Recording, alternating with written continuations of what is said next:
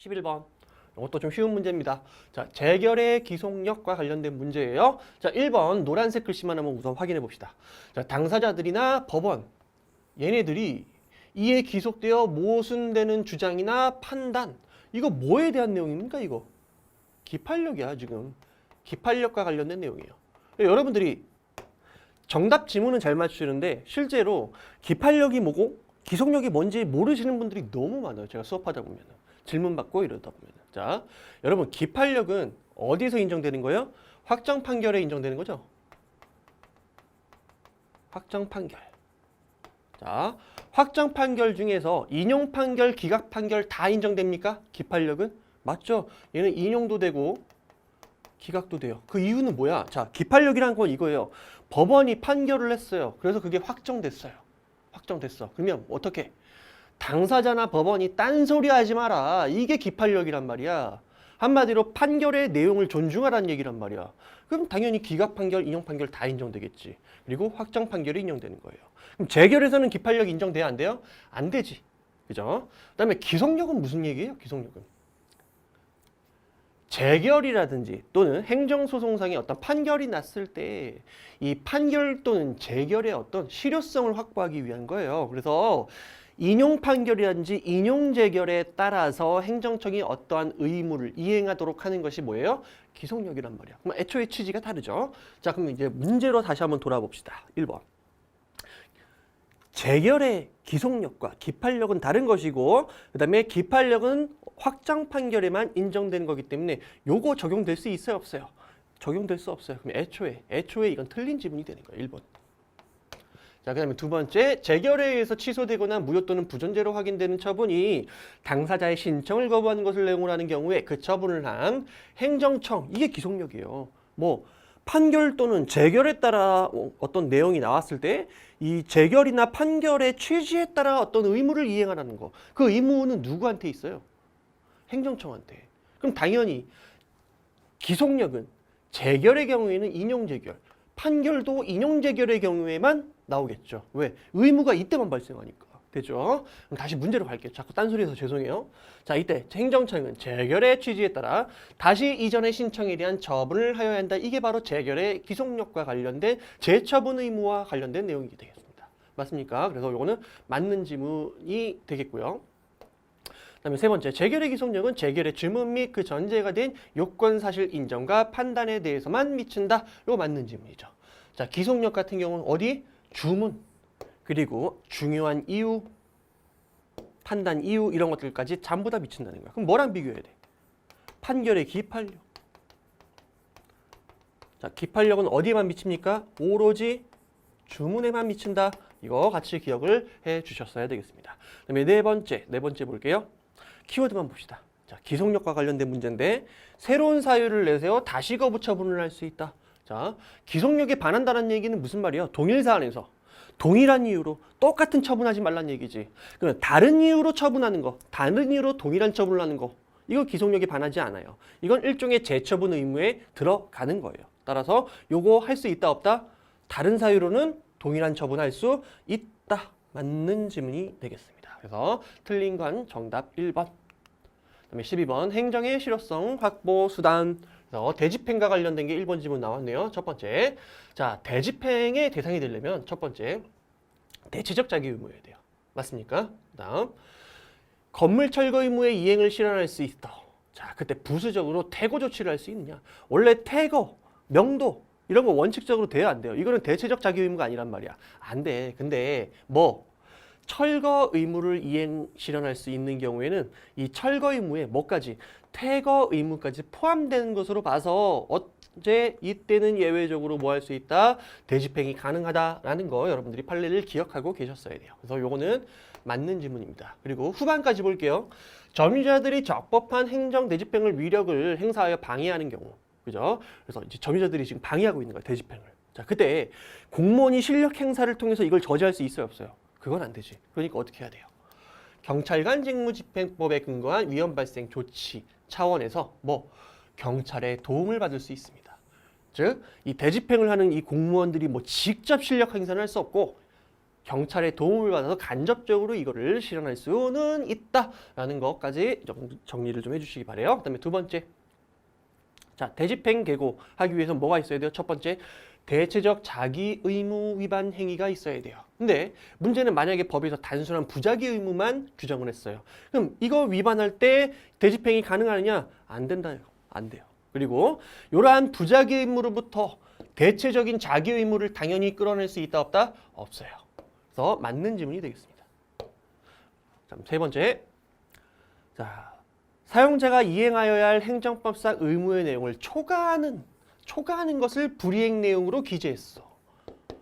돼요, 안 돼요? 안 되지. 내가 딱 의무가 있는 만큼만 하도록 해야지 초과를 해버렸다면 여기에 대해서는 내가 뭔가 이행할 의무가 애초에 없는 거예요. 맞습니까? 자, 그러면 이러한 것을 내용으로 기재해가지고 이행강제금 부과 예고서를 했어. 그리고 나서 이해터 잡아가지고 이행강제금을 부과했어요. 위법해요, 안 위법해요? 위법하다라고 말씀을 드릴 수 있을 것 같아요. 위법합니다. 자, 그 다음에 체납자 등에 대한 공매 처분을 하면서 체납자 등에게 공매 통지를 안 했고 또는 공매 통지를 하긴 했는데 그것이 적법하지 않아요. 그러면 공매 통지 자체에 지금 하자가 있는 것이죠. 그럼 뭐가 위법해? 공매 처분이 위법합니다. 그때는. 왜? 공매 통지 자체는 뭐라고? 처분이 아니에요. 얘는 공매 통지는 처분이 아니야. 그럼 다시 공매 통지가 잘못되면 뭐가? 공매 처분이 위법한 거야. 공매 처분. 됐습니까? 그래서 요 마지막으로 공매 통지가 행정처분이다라고 했던 요 4번 지문은 틀린 지문이 되겠습니다. 그렇죠? 13번 행정청의 침입적 행위에 대해서 옳지 않은 거 요거 찾아주시면 될 것 같아요. 국민연금법상 연금 지급 결정을 취소하는 처분. 자, 첫 번째. 뭔가 잘못됐으면 예를 들어서 연금을 잘못 줘가지고 뭐 1년에 100만 원을 줘야 되는데 120만 원을 줬어요. 그럼 20만 원 오버해서 줬잖아. 그러면 연금 지급 결정 취소하는 처분을 할 수 있습니다. 그러면 취소하면 무조건 이 기존에 잘못 줬던 돈을 반환받아 와야 됩니까? 그건 또 다른 얘기죠. 별도로 잘못 지급된 급여액에 해당하는 금액을 환수하는 처분을 또 할 거예요. 맞습니까? 네. 이 환수하는 처분을 한다는 거는 기존에 연금을 지급받고 있던 사람의 법적 안정성을 해칠 수가 있어요. 또는 잘못 한번 환수했다가는 이 사람이 갑자기 생계가 곤란해지거나 완전히 쫄딱 망할 수도 있어요. 기존에 막 예를 들어서 20만 원씩 쌓였던 게 뭐 한 1,000만 원, 2,000만 원 됐다. 근데 내가 가진 재산이 기껏해야 뭐 한 50만 원인데 환수했다. 빚만 지는 거지. 맞습니까? 자, 그렇기 때문에 요 취소하는 처분이라든지 환수하는 처분 같은 경우에는 비교 교량해야 할 각 사정이 어떻게 상이하다고 할 수 없죠. 즉 같다고 할 수 없어요. 맞습니까? 별개로 따져봐야 된다는 얘기야. 맞습니까? 자, 그렇기 때문에 연금 지급 결정을 취소하는 처분이 이게 상이하죠. 상이하다. 할 수 없는 게 아니라 상이한 거야. 다르다고. 자, 그래서 다시 연금 지급 결정을 취소하는 처분이 적법하다고 해가지고 환수 처분도 적법하다고 판단할 수 있느냐? 그렇지 않죠. 얘가 적법하다고 얘가 적법한 건 아니야. 왜? 비교 교량해야 할 사정이 각각 다르다라는 거 정리를 해주셔야 돼요. 옳지 않은 거 1번에서 벌써 정답이 나왔어요. 그러면 2번, 3번, 4번 여러분들이 실제 시험장에서는 볼 필요가 없겠죠. 바로 넘어가셨어야 돼요. 2번. 자, 이러이러한 사유로 어떤 세무조사가 위법해요. 그때 세무조사에 중대한 위법 사유가 있는 경우엔 당연히 뭐예요? 그에 이어서 과세처분 역시 위법하겠죠. 이거에 근거해서 과세처분을 했기 때문에. 맞는 질문이 되겠습니다. 그 다음에 세 번째. 과세관청이 과세예고 통지를 한 다음에 과세 전 적부심사 청구나 그에 대한 결정이 있기 전에 과세처분을 했대. 한마디로 과세처분하면서 이거 했단 얘기 안 했단 얘기야? 안 했단 얘기예요. 일종의 여러분들 과세 전 적부심사 청구라는 거 또는 과세 적부심사라는 거는 여러분들 과세하기 전에 미리 어떤 사전적인 어떤 권리구제 수단으로서 일종의 행정절차법을 적용하는 거랑 마찬가지인 거예요. 이 절차를 적용함으로써 과세 처분이 위협하지 않도록 사전에 예방하는 것이죠. 근데 만약에 이런 식으로 이런 거 거치지 않고 과세 처분을 했는데 이게 뭐 무효가 아니다. 또는 그냥 단지 취소 사유에 불과하다라고 한다면 행정청이 여러분들 이거 하겠어요, 안 하겠어요? 안 하는 경우가 서다해질 거란 말이에요. 자, 그러다 보면 이 적부심사 제도 자체가 어떻게 되겠어요? 형해화될 거란 말이야. 그럼 반드시 이거 거쳐서 이걸 하도록 만들려면 어떻게 되겠습니까? 이거 안 거친 경우에 과세 처분을 어떻게 무효로 처리해 줘야 되겠죠. 그래서 법원도 그걸 고려해 가지고 만약에 이거 안 하고 바로 과세 처분했다, 그럼 이거 당연 무효로 보고 있어요. 그래서 요거는 지금 맞는 지문이 되겠습니다. 그다음에 네 번째, 건축주 등이 장기간 시정명령을 이행하지 아니했거나 그 기간 중에 시정명령의 이행기행 자체가 제공되지 않았어요. 기회 자체가 없었던 거야. 그럼 어떻게 이행을 할 수가 없잖아. 근데 뒤늦게 이행기회가 제공된 경우 이행기회가 제공되지 아니한 과거의 기간에 대한 이행 강제금까지 한꺼번에 부과할 수 있느냐? 그거 안 된다는 얘기예요. 한꺼번에 부과하면 안 돼요. 따라서 요거는 당연 무효가 될 겁니다. 맞는 지문이 됩니다. 틀린 건 1번 이렇게 빨리 넘어가시면 될 것 같아요. 그 다음에 14번째 행정상 손해배상. 자, 이것도 뭐 여러분들 기출 여러 번 돼서 알고 계시겠고요. 또 최신 판례로도 요 지문이 또 나왔어요. 워낙 중요한 지문이었어요. 그리고 제 생각에 이건 다 안 틀렸을 것 같아요. 자, 국가배상법상 그 국가배상법 2조의 공무원인지 아닌지 여부에 대해서 첫 번째, 얘가 꼭 공무원의 신분을 가질 필요는 없죠.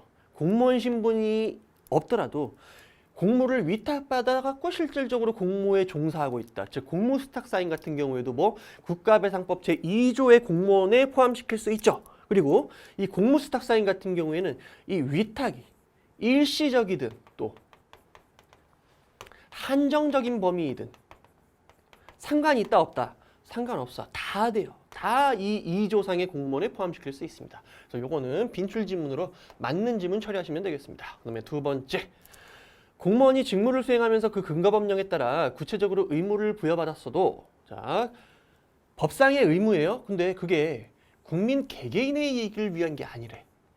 오로지 뭐 전체적으로 공공의 일반의 이익을 도모하기 위한 거래요. 이거 전혀 사익보호성이 도출이 안 되죠. 그죠? 그렇다면 이 근거법령에 따른 의무를 위반했어도 이에 따른 배상 책임이 발생한다 안 한다? 안 해요. 발생하지 않습니다. 그럼 언제 발생한다는 얘기야? 그 법 자체가, 그 법령 자체가 뭐를 목적으로 하고 있어야 돼요? 여러분들, 즉 개개인의 이익을 위한 것이었어야 돼요. 그때만 배상 책임이 발생한다라는 거 여러분들이 꼭 기억을 해주셔야 되겠습니다. 그다음에 세 번째, 어떤 행정처분이 항고소송에서 취소되었어요. 처분이 취소됐어요. 그러면 공무원의 고의과실이 추정됩니까? 그건 아니란 얘기죠. 그래서 맨날 이거 설명하면서 말씀드리는 사례가 있어요. 이거 생각하면 돼요. 여러분들, 위헌 결정 전에 이미 과세 처분이 있었어. 또는 어떤 행정 처분이 있었어요. 근데 나중에 위헌 결정이 떨어졌어요. 여러분들, 공무원 입장에서 내가 어떤 처분을 하면서 근거법령이 나중에 위헌이 될지 안 될지 그거 알 수 있어요? 없어요? 없어요. 나는 그냥 이 당시 처분할 당시 법령만 가지고 그 기준에 따라서 처분을 한단 말이야. 근데 나중에 위헌됐다고 해가지고 나한테 고의과실이 있다 없다? 없잖아요. 자, 여러분, 첫 번째, 만약에 소급표가 미쳐가지고 그 처분이 위헌 결정으로 처분이 이거 이제 취소 사유인 건 아시죠? 무효 사유는 아니야. 명백하지 않으니까 취소됐다고 쳐봐요. 사후적으로. 자, 처분이 취소됐다고 해갖고 공무원의 고의과실 인정될 수 있어 없어? 없잖아. 이때 내가 어떻게 알아? 나중에 위헌이 결정될지 안 될지. 맞습니까? 그래서 꼭 요거 빈출 지문이니까 꼭 기억해 주시기 바라겠습니다. 그다음에 네 번째, 공직선거법이 후보자가 되고자 하는 자와 그 소속 정당한테 뭐 전과 기록을 조회할 권리를 부여했어요. 그럼 이 권리에 따라 또 수사기관에 회보 의무를 또 부과하고 있어요. 맞습니까? 그럼 요거를 이제 2번이랑 연결해서 보시면 되는 거예요. 자, 요게 개인의 이익을 위한 것이에요. 요 정당 개인의 이익을 위한 것이에요. 또는 전체적으로 어떤 공익을 위한 것이에요. 요 두 가지를 판단할 수 있어야 돼요. 자, 여러분들, 정가 기록을 조회할 권리 또는 이러한 것들이 일반 공중을 위한 것이냐 또는 이 개인을 위한 것이냐라고 판단했을 때 정당 입장에서 생각해 보면 돼요. 그럼 되게 쉽게 판단될 수 있어요. 만약에 정가 있는 애를 후보자로 냈다가 나중에 만약에 당선 취소되거나 이러면 어떻게 돼? 정당한테 어마어마한 피해가 입을 거란 말이야. 맞습니까? 정당의 목적이 뭡니까? 정권 획득이 목적이에요. 1차 목적이. 후보자를 많이 배출하는 게 그게 목적이란 말이야. 근데 나중에 이제 이 정과 때문에 취소된다 그러면 얘한테 어마어마한 타격이 있습니다. 그렇다면 이 공직선거법 규정은 누구를 보호하려는 취지다? 이 정당도 보호하려는 거예요. 정가 기록 있는 애들 애초에 딱 걸러내기 위해서. 됐죠? 그렇다면 만약에 이 공무원이 이런 이 법령상의 규정들을 위반해서 어떤 직무행위를 했다? 그렇다면 손해배상 책임 인정될 수 있어요? 없어요? 있다라는 얘기예요. 그죠? 이 질문에서는 요것만 나왔네요. 그 소속 정당의 개별적 이익까지 보호하기 위한 것은 아니다, 아니지, 보호하기 위한 것이다. 따라서 요 의무 위반한 경우에는 손해배상 책임 인정될 수 있다라는 겁니다. 틀린 거 몇 번? 정답 4번. 자, 15번. 요것도 사례로 나와서 여러분들이 좀 적응은 안 되시겠지만 사실상 읽어보면 어려운 사례는 아니에요. 자, 과세 처분을 이미 먼저 했고요. 그 다음에 법률에 대한 헌법재판소의 위헌 결정이 있었어요. 자, 위헌 결정이 있고 나서 압류 처분이 있었습니다. 그럼 여러분들 결론 다 알고 있잖아요. 위헌 결정 이전의 과세 처분은 뭐예요? 무효는 아니죠. 단지 취소 사유지. 왜? 명백하지 않기 때문에. 근데 무조건 헌법재판소 같이 이 사법적인 위헌 결정이 있었다면 그 이후에 집행행위는 어떻게 돼요? 이거는 무효야. 자, 위헌 전후로 여러분들이 따져보셔야 돼요. 위헌 결정이 있으면 그 이후에 집행행위 하면 안 됩니다. 자, 1번. 갑은 압류 처분에 대해서 무효 확인 소송을 제기하려면 무효 확인 심판을 거쳐야 됩니까? 아니죠. 왜? 무효 확인 심판 같은 경우 없어요. 뭐? 왜? 소송법에서 임의적 행정심판 전치주의를 취하면서 어디에 규정하고 있어요? 취소 소송에. 근데 무효 등 확인 소송에 이를 준용해 안 해? 안 한단 말이야. 여기에는 준용을 안 해요. 어디에는 준용합니까? 근데 이 무효 선언적 의미의 취소 소송이다. 이러면 적용될 수 있겠죠. 맞습니까? 이때는 적용될 수 있을 거예요. 근데 또 어디엔 또 적용돼요? 또 이 부작위 위법 확인 소송.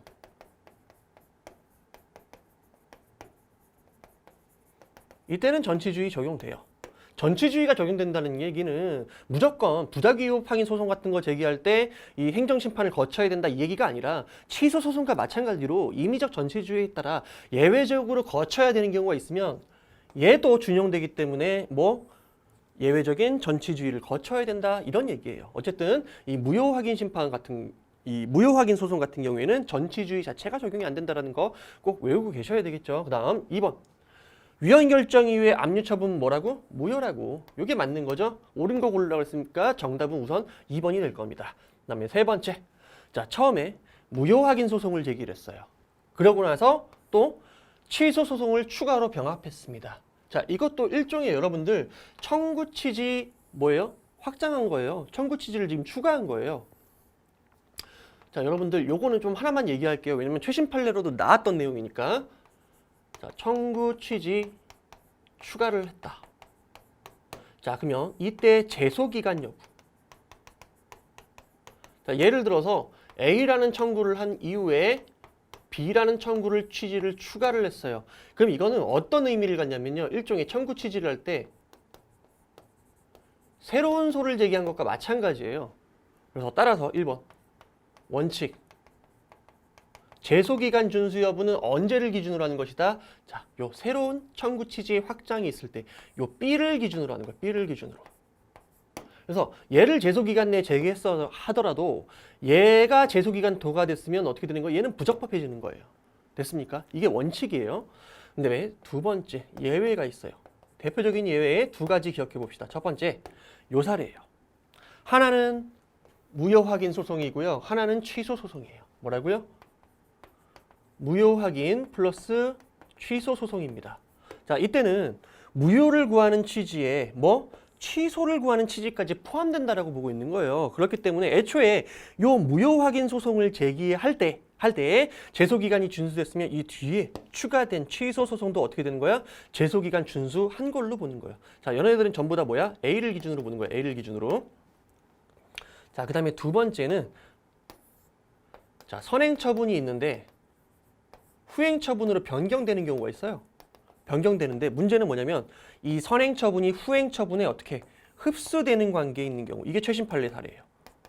흡수되는 거야. 만약에 처분이 바뀌면 후행 처분만 남고 선행 처분은 사라지는 거예요. 자, 이때도 언제를 기준으로 한다? A를 기준으로 하는 거야. 애초에 처음 소를 제기한 거. 요거. 어떤 경우냐면 예를 들어서 이런 거예요. 여러분들 과징금의 어떤 의무자가 자진신고를 해가지고 감면 처분을 해줬어요. 자진신고 등을 이유로. 자, 이때는 일반적인 감액경정 처분 이런 것과는 다르게요. 이 선행 처분은 없어지고 새로운 이 후행 처분만 남는 걸로 보고 있어요. 우리 판례가. 자, 그러한 관계 같은 거 있을 때는 어떻게 된다? 앞에 있는 걸 기준으로 한다. 됐죠? 요거 예외적인 거 여러분들이 좀 기억을 해주셔야 돼요. 요거 예외적인 것이죠? 그렇다면 뭐를 기준으로 해야 돼요? 제소기간 준수 여부는 요 앞에 있는 걸 기준으로 해주는 거예요. 맞습니까? 근데 얘는 뭐라고 얘기했어요? 추가 병합이 제소기간을 도과했다면 병합된 취소 청구에서는 부적법하다라고 했으니까 얘는 틀린 거예요. 앞에 걸 적법하게 청구했으면 뒤에 것도 적법하게 한 것으로 봐야 됩니다. 그러면 틀린 거는 지금 계속 나오고 있네. 정답은 2번이고 네 번째까지 봅시다. 갑이 압류 처분에 대해서 무효 확인 소송을 제기했다가 취소 소송으로 소의 종류를 변경했어요.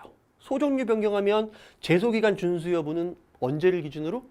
처음 소를 제기했을 때 그때를 기준으로 보는 거예요. 그렇기 때문에 제소기간 준수 여부는 취소 소송으로 변경된 때를 기준으로 한다. 이건 틀린 거죠. 변경된 때가 아니라 애초에 처음 소를 제기했을 때. 그렇죠? 피고 경정을 했을 때와 마찬가지죠. 피고 경정을 했을 때도 애초에 경정되기 이전에 그 피고에 대한 소를 제기했을 때를 제소기간 준수 여부 기준 시점으로 따진다라는 거 여러분들이 정리를 해주시면 될 것 같아요. 16번 지방자치제도 또 강론 문제가 나왔네요. 자, 첫 번째 기간 위임 사무는 법령에 의해서 특별히 위임받은 경우를 제외하고는 조례로 이를 규율할 수 없습니다. 자, 첫 번째 그래서 조례 사항이 아니다. 기간 위임 사무는 언제만 법령에 특별히 위임이 있는 경우에만. 맞는 질문이 되겠고요. 이거는 자, 두 번째 지방자치법 제169조 제1항에 따라 주무부 장관이 누구한테 시도에 대해서 법령의 위반을 이유로 하는 직권 취소의 대상. 자, 얘는 항고 소송의 대상이 되는 처분으로 제한된다 안 된다? 안 돼요. 이건 틀렸어요. 그래서 정답은 우선 2번입니다. 왜? 이 주무부 장관이 시도에 대해서 이 법령 위반을 위한 직권 취소를 한다는 얘기는 그 취지 자체가 뭐예요? 취지 자체가 행정의 적법성이에요. 이 적법성을 보장하기 위한 공익적 사유로 하는 것이기 때문에 굳이 항고 소송의 대상이 되는 처분으로 제한할 필요가 없어요. 됐죠? 그래서 틀린 질문이 되겠습니다. 그다음에 세 번째 봅시다. 지방자치법 제172조 4항 6항에서 지방의회 제2결에 대해서 직접 제소할 수 있는 주체로 규정된 주무부 장관이나 시도지사 얘네들이 누구냐? 첫 번째 시도라고 한다면 무슨 단위입니까? 지방자치단체 중에서 광역단위죠. 자, 광역에 대해서는 누가 되는 거야? 그 위에 주무부 장관이 되는 거예요. 그 다음 시군 자치구라면 이거는 기초자치단체죠. 그럼 기초자치단체 위에 있는 애가 누구예요? 광역자치단체잖아. 그럼 광역자치단체장이 뭐가 되는 겁니까? 요 시도지사가 되는 거지. 됐죠? 그래서 시도에 대해서는 주무부 장관, 시군 자치구에 대해서는 그 위에 있는 시도지사가. 됐죠? 그 다음에 네 번째, 지방자치단체는 법령이나 상급 지방자치단체의 조례를 위반하여 그 사무를 처리할 수 없다. 당연히 법치주의에 따라 당연한 것이죠. 그래서 맞는 질문이 되겠습니다. 그래서 정답은 2번.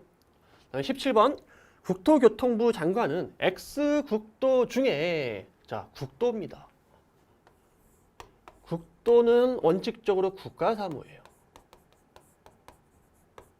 국가사무예요. 맞죠? 자, 여기에 대해서 몇몇 구간에 대해서 유지관리에 관한 권한을 누구한테? 장관이 누구한테? 첫 번째, 얘한테. A도지사에게 위임했습니다. 자, 광역자치단체한테 위임을 했어요. 자, 일종의 이건 뭡니까? 기관이임이에요. 기관이임. 국가사무를 지금 지방자치단체한테 기관 위임한 것이다. 근데 또 이 A도지사가 위임받은 이 A도지사가 어떻게 일부 권한을 누구한테? 비군수한테 또 재위임했어요. 비군수한테 재위임을 했습니다. 자, 이에 대한 설명으로 틀린 거 골라달라고 얘기했어요. 발문까지 잘 보셔야 돼요. 틀린 걸로.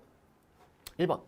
국토교통부 장관이 A도지사에 대한 권한 위임은 법률이 위임을 허용하는 경우에 하나여 인정된다. 그죠?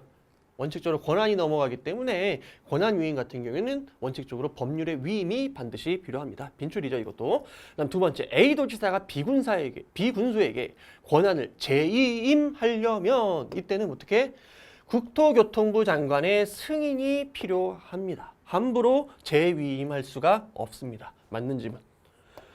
권한의 위임과 재위임이 적법하게 이루어졌어야 그럼 권한이 넘어가겠죠. 그러면 이 국도의 X1 구간에 대하여 누가 위임이 다 이루어졌으니까 재위임까지 마지막에 있는 이 B군수가 유지 관리할 권한을 갖게 되고요. 기존에 위임했던 이 위임청은 어떻게 되겠어? 권한을 잃게 되겠죠. 맞는 지문이에요. 그럼 네 번째, 권한의 위임과 재임이 적법하게 다 이루어졌어요. 그때 X국도 X1 구간의 유지 관리 사무귀속 주체를 물어봤네요. 사무귀속 주체. 자, 사무귀속 주체는 누가 되는 거예요? 이 국토교통부 장관이 소속한 뭐야? 이 행정 주체. 그게 바로 이 사무의 귀속 주체가 됩니다. 그럼 이 상황에서는 누가 되는 겁니까? 국가죠, 국가. 국가위임 사무 같은 경우는 사무 귀속 주체가 국가가 되는 거예요. 이거는 국가위임 사무니까. 만약에 지방자치단체가 관리하는 사무가 있었어요. 예를 들어서 광역지방자치단체. 얘네들 사무예요. 근데 얘가 이제 기초자치지방자치단체장한테 이렇게 줄여서 쓸게요. 얘한테 예를 들어서 이 기관 이임을 했어요.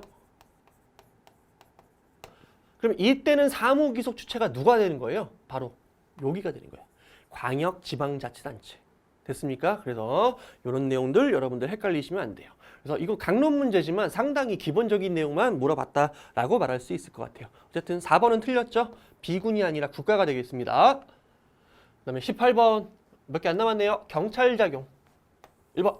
국가는 경찰관의 적법한 직무집행으로 인하여 손실 발생의 원인에 대하여 책임 있는 자예요. 손실 발생에 책임이 있는 놈이에요.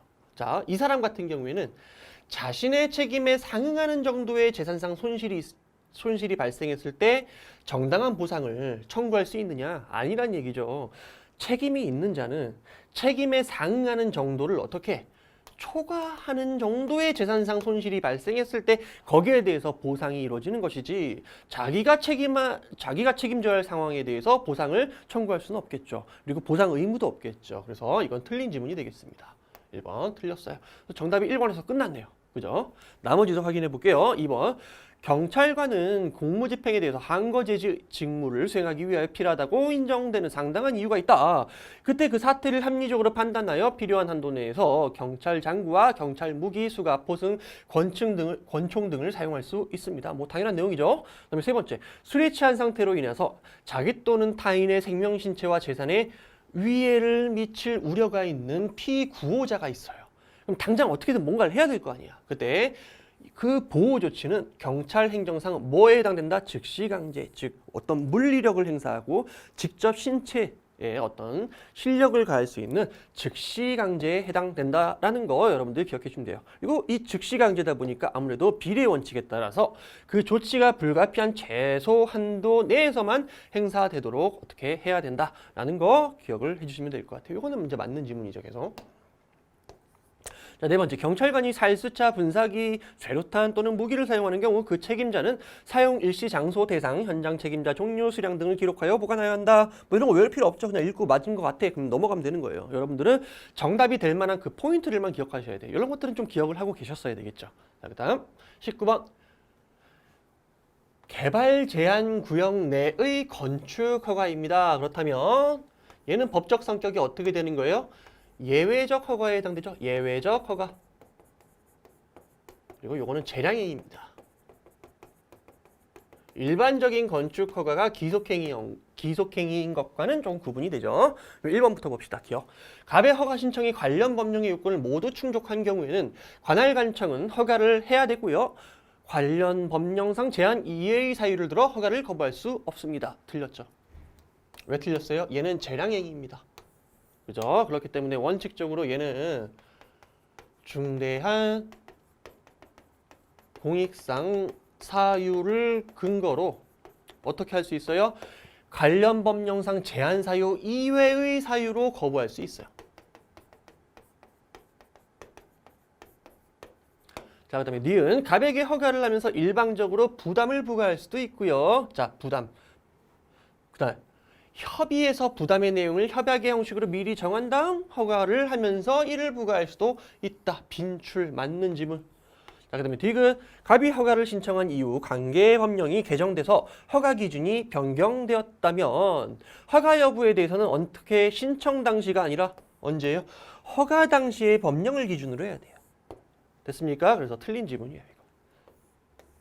근데 만약에 신청하고 허가 당시하고 이 기간 간격이 길어. 근데 그 긴 이유가 왜인지 봤더니 행정청이 막 아무런 이유 없이 막 미루다 신청시하고 이 허가 처분 당시에 어떤 간격이 생겼어요. 그때는 예외적으로 신청시를 기준으로 할 수 있겠죠. 우리 국민에게 너무 불리해지니까. 하지만 원칙은 어디까지나 허가 당시의 법령을 적용해야 됩니다. 자, 그다음에 리을.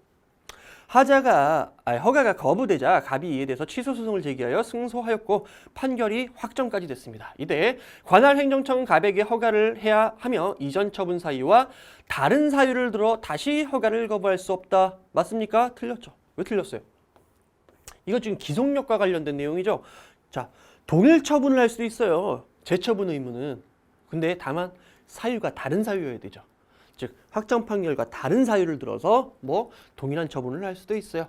이때는 다른 사유를 들었다고 했으니까 뭐 할 수 있어요? 다시 허가를 거부할 수도 있는 거예요.